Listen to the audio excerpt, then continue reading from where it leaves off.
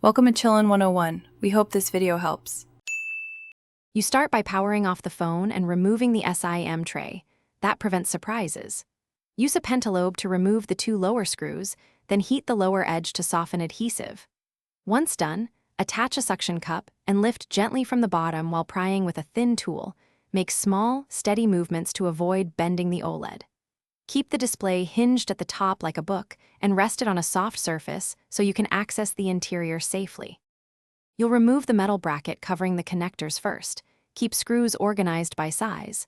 Then disconnect the battery connector to isolate power and disconnect the display cables to free the screen.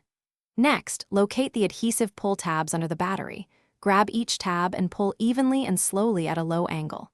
If an adhesive strip tears, stop and reheat the area.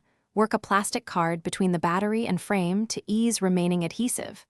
Avoid puncturing the battery. Patience here prevents a hazardous failure. You place the new battery into the tray and press down the fresh adhesive strips so the pack is secure. Make sure the connector lines up precisely. Once seated, reconnect the battery and then the display cables temporarily to power on and test touch, screen, and charging. This verifies correct connections before final assembly.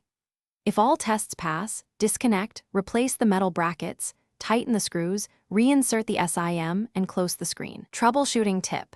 If the phone won't boot, double-check the battery connector seating and examine connectors for debris or damaged pins.